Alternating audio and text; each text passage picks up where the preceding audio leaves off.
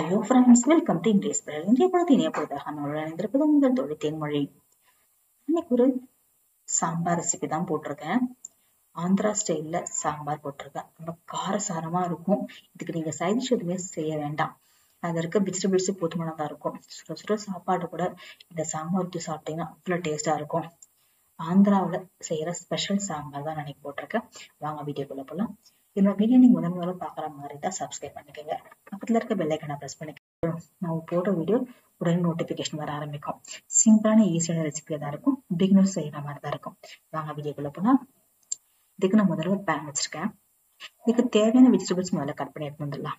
இதுக்கு நான் carrot, beans வச்சிருக்கேன், வெள்ளரிக்காய் வச்சிருக்கேன், சாம்பாருக்கு போற வெள்ளரிக்காய், வெங்காயம், தக்காளி உங்களுக்கு தேவையான கட் பண்ணி வச்சிருக்கேன். நீங்க தேவைப்பட்ட பச்சை மிளகாய் எடுத்துக்கலாம், நான் பச்சை மிளகாய் எடுக்கலாம். இது எல்லாத்தையும் கட் பண்ணி தட்டாட்டு வச்சுட்டேன். இப்போ பேன் வச்சிருக்கேன். நான் ட்ரை பேன் தான் யூஸ் பண்ணியிருக்கேன். நீங்க தேவைப்பட்ட எண்ணெய் விட ஊற்றிக்கலாம்.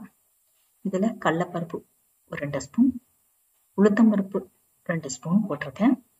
கூடவே துவரம்பருப்பு ஒரு 2 ஸ்பூன் போட்டிருக்கேன். போட்டு நல்லா வறுத்தெடுக்க போறோம். பருப்பு தனியால நல்லா வறுப்பட்டு வரணும். நீங்க ஸ்டோர் பண்ற மாதிரி இருந்தா ட்ரை பேன்ல வறுத்து ஸ்டோர் பண்ணிக்கோங்க. உடனே செய்யற மாதிரி இருந்தா ஆயில் போட்டு நீங்க வறுத்தெடுக்கலாம். ஆனா ஆயில் போட்டு நீங்க வறுத்தெடுத்து வச்சீங்கன்னா உங்களுக்கு ஒரு எண்ணெய் சிக்கல் வாசனை வர ஆரம்பிக்கும். நல்லா வறுப்பட்டு வர ஆரம்பிக்குது. இப்ப இது கூடவே மிளகு ஒரு 1/2 ஸ்பூனும், சீரகம் ஒரு ஸ்பூனும் போட்டுக்கிறேன். போட்டு நல்லா வறுத்தெடுங்க. சீரகம் மிளகு நல்லா பொரிஞ்சு வர ஆரம்பிக்கும். இப்ப காஞ்ச மிளகாய் தேவையான அளவு போட்டுக்கிறேன். ரெட் சில்லி உங்களுக்கு காரம் எவ்வளவு வேணுமோ அந்த அளவு போட்டுக்கங்க. நான் 2 தான் போட்டிருக்கேன். போட்டு நல்லா வறுத்து எடுத்திருக்கேன். இப்ப இது கூடவே கடைசியா வெந்தயம் மட்டும் ஒரு 1/4 ஸ்பூன் போட்டுங்க. ரொம்ப போட வேண்டாம், கசப்பு தெரிய ஆரம்பிச்சிடும். போட்டு நல்லா வறுத்துடுங்க. வெந்தயம் நல்லா புரிஞ்சு வர ஆரம்பிக்கும். வெந்தயம் முதலே போட்டீங்கன்னா சீக்கிரம் தீஞ்சிரும். ஏன்னா நல்லா ஹீட் ஆக அதுக்காக லாஸ்ட்ல போட்டிருக்கேன். போட்டு நல்லா வறுத்து எடுத்திருக்கேன். இல்லை நீங்க தேவைப்பட்ட கருவேப்பிலோட போட்டுக்கலாம். போட்டு நல்லா வறுத்து எடுத்துட்டேன். செவந்து வர ஆரம்பிக்குது. இப்போ தட்டுல கொட்டி ஆற வச்சுக்கிறேன். வாட்டர் பண்ணிட்டு வந்துடலாம். இப்போ இன்னொரு பேன் எடுத்துக்கிறேன். இந்த பேன்ல எண்ணெய் ஊற்றி எண்ணெய் காஞ்ச பிறகு வெங்காயம், தக்காளி, வெஜிடபிள்ஸ் எல்லாம் போட்டிருக்கேன். இந்த வீடியோ கட் அடிச்சு வதக்கி விட்டுருக்கேன். ஒரு 2 நிமிஷம் நல்லா வதங்கி வரணும். காய்கறி நல்லா ஒரு 3/4 பாகம் வெந்து வரணும். நல்லா வெந்து வந்தோடனே மஞ்சத்தூளும் போட்டு நல்லா வதக்கி விட்டுருக்கேன். ஓரளவு நல்லா வெந்து வந்துடுச்சு. இப்ப இது கூடவே நான் வேக வச்சிருக்க பருப்பு போட்டுக்கிறேன். பருப்பு நீங்க எந்த அளவு சாம்பார் எடுப்பீங்க அந்த அளவு எடுத்தாலே போதும். காய்கறிகள் அதிகமா இருக்கிறதால பருப்பு நிறைய போட்டீங்கன்னா கொஞ்சம் திக்கனிங் அதிகமா தெரியுற மாதிரி இருக்கும். நீங்க தேவையான அளவு எடுத்தா போதும். பருப்பு நான் போட்டிருக்கேன். இது கூடவே நான் பூண்டு, மஞ்சள் போட்டு வேக வச்சு வச்சிருக்கேன். அதையும் ஊத்திக்கிறேன். ஊத்தி நல்லா கிளறி விடுங்க. தண்ணி தேவையான அளவு ஊத்தி கொஞ்சம் உப்பு போட்டுடலாம். பாதி உப்பு மட்டும் முதல்ல போடுங்க. இப்போ உப்பு போட்டிருக்கேன். போட்டு நல்லா கிளறி விடுங்க. நல்லா கிளறி விட்டு மூடி வச்சிடலாம். காய்கறிகள்ல பருப்பு தண்ணி நல்லா இறங்கி வரட்டும். ஒரு 2 நிமிஷம் நல்லா கொதிச்ச பிறகு நம்ம பவுடர் பண்ணி வச்சிருக்க அந்த மசாலா பவுடர் போட்டுக்கலாம். சாம்பார் மசாலா பவுடர் நல்லா கிளறி விடுங்க.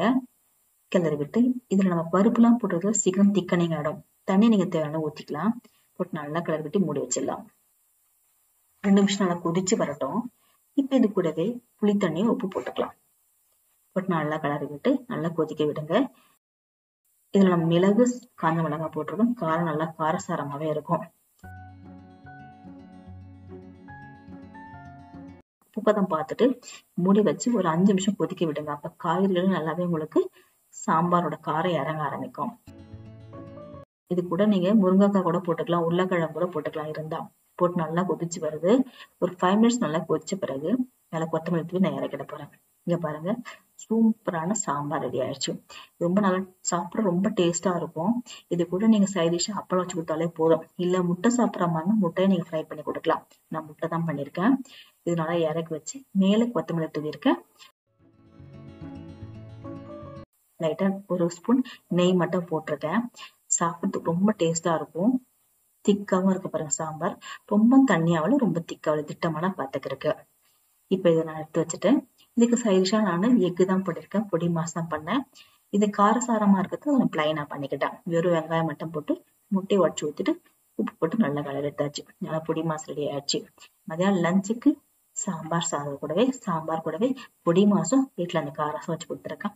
நீங்களும் ட்ரை பண்ணி பாருங்க. ரொம்ப சிம்பிளான ஈஸியான ரெசிபி தான். ரொம்ப டேஸ்டா இருக்கும். இதை நீங்க இட்லி, தோசை ஊத்தி சாப்பிடலாம். அந்த அளவுக்கு டேஸ்டா இருக்கும்.